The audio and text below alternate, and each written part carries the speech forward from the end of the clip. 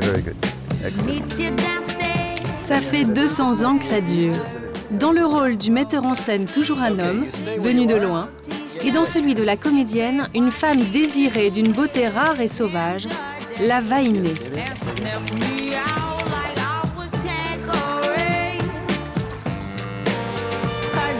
Franchement, le décor est parfait. Les jeunes tahitiennes aussi. Mais sommes-nous bien en présence de ce grand fantasme collectif qu'est le mythe de la Vainée?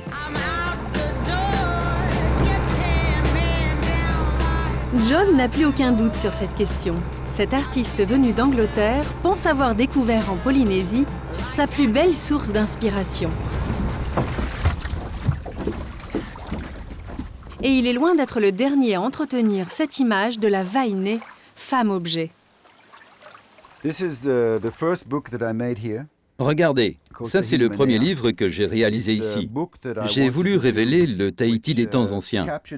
J'ai essayé de rendre réelle toute cette émotion pour montrer ce à quoi ressemblaient les femmes tahitiennes avant l'arrivée des Européens. À mon sens, le mythe de la Vainée nous vient des 3 premiers navigateurs qui sont arrivés ici. Il y a eu d'abord Wallis, après Bougainville et enfin Cook. Bougainville était certainement le plus romantique des 3 parce qu'il était français. C'est lui qui a créé cette notion de paradis sur Terre avec des filles nues et complètement ouvertes à la sexualité. Quand les premiers bateaux sont arrivés, les marins étaient considérés comme des dieux. Pour mieux comprendre la source de ce mythe bien ancré dans nos esprits, il faut relire les anciens récits de voyage. Écoutez plutôt ce que Bougainville raconte lors de son passage dans l'archipel polynésien. La plupart de ces nymphes étaient nues. Elles nous firent d'abord de leurs pirogues des agaceries. Et leurs gestes non équivoques démontraient la manière dont il fallait faire connaissance avec elles. Je le demande, comment retenir au travail 400 marins français? Le moins difficile n'avait pas été de se contenir soi-même.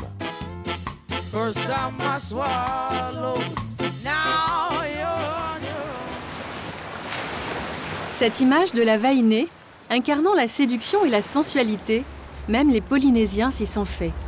Née d'une histoire d'amour entre un navigateur américain et une tahitienne, Toumata dirige une troupe de danseurs traditionnels sur la grande île de Tahiti. Elle fait partie de ceux qui perpétuent le folklore. La couronne de Jérôme. Au programme de la fête ce soir, une chorégraphie qui justement nous replonge dans le Tahiti des premiers explorateurs. Les unes après les autres, les jeunes tahitiennes se métamorphosent. Un peu de maquillage, de longs cheveux noirs, quelques fleurs de tiare et le tour est joué. Ces Européens qui débarquent sur une île comme la nôtre, de la France, où les femmes elles avaient toutes ces grandes robes et tout ça, et puis ils trouvent une des tribus, entre guillemets, de filles pratiquement à poil, en train de faire des mouvements totalement... à mon avis, c'était nuisible à leur santé parce qu'ils ne pouvaient pas retenir leur, leur rythme cardiaque. Elles faisaient aussi des couronnes qui sentaient tellement bon que les hommes, ils étaient envoûtés.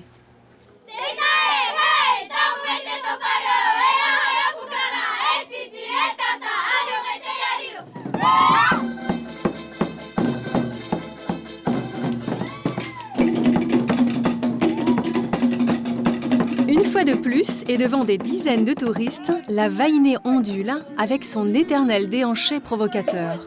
Le voyageur a remplacé l'explorateur. Il est aussi venu de très loin. Alors forcément, il a le droit lui aussi à sa part de rêve.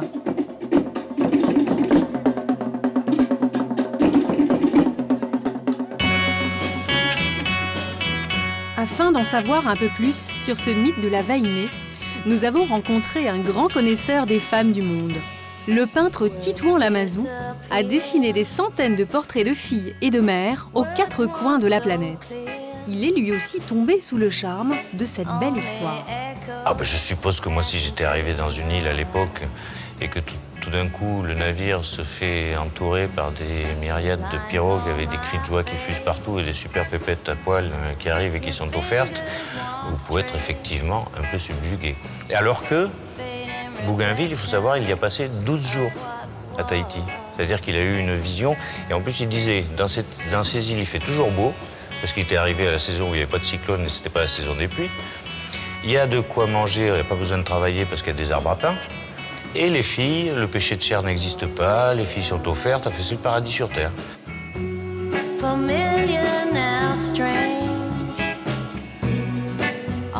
Aujourd'hui, quand j'ai fait ce travail sur les femmes dans le monde, je suis allé évidemment en Polynésie, attiré par les vainés de Bougainville, en quelque sorte.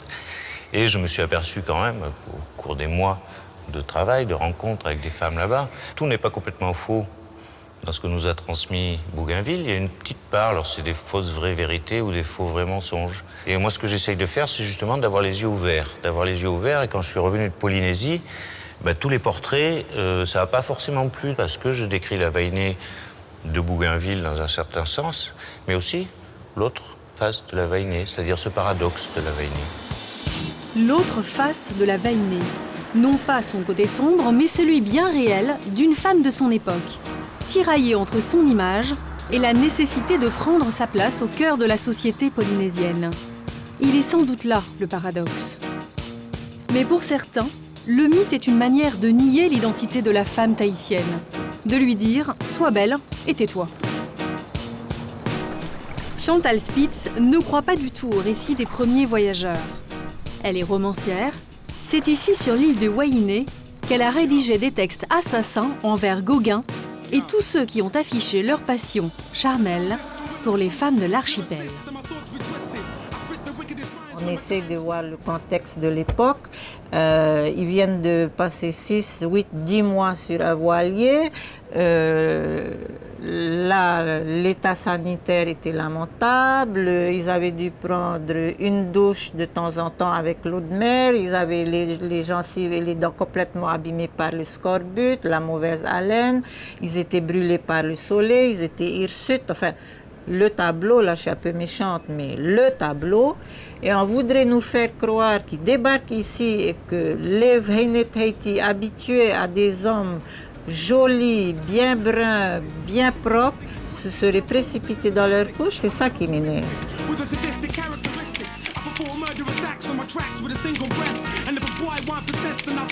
Le mythe nous a remplacés, nous.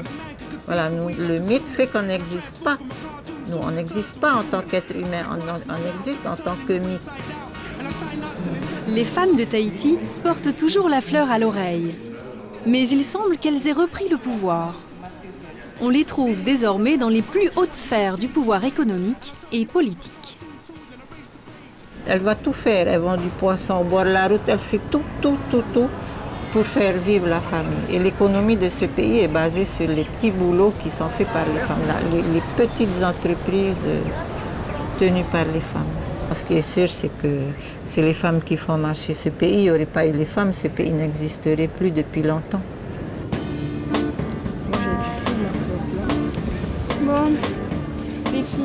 On est donc très loin de ces vainés décrites par Bougainville, ces déesses tombant dans les bras des marins. Mais alors, à quoi ressemble donc la vainée d'aujourd'hui? Nous avons posé la question à une jeune femme, l'une des danseuses de Tumata, afin qu'elle nous éclaire sur le mystère de la vie amoureuse des filles de l'archipel. En général, ici, les Polynésiennes, quand ils ont trouvé leur tani, comme on dit, en général, elles ne sont pas très libertines. Hein. C'est plus comme avant où on disait que, voilà, comme on dit, si on est fiou, on change facilement. Non, c'est assez... je pense que quand on l'a trouvé, c'est celui-là. Et voilà, on n'est plus allé à gauche, à droite. Non, c'est plus trop comme ça. Le mythe de la vainée est-il en train de disparaître? Pas sûr, car en plus de sa troupe de danseurs, Tumata dirige une petite école où les cours de tamouré affichent toujours complet. À Tahiti, cette danse traditionnelle est très à la mode. Elle fait désormais partie du patrimoine.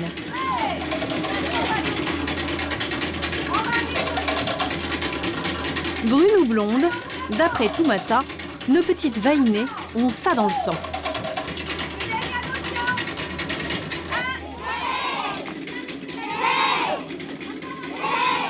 J'aime bien me raccrocher à ce mythe parce que je ne fais pas partie des gens qui disent le mythe de la Vahinée, c'est ringard et tout ça.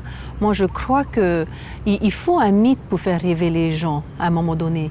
Et le mythe de la Vahinée, tel qu'elle a été pendant toutes ces années, c'est vrai que ça fait la publicité de Tahiti, ça fait rêver les gens et ça fait toujours rêver les gens.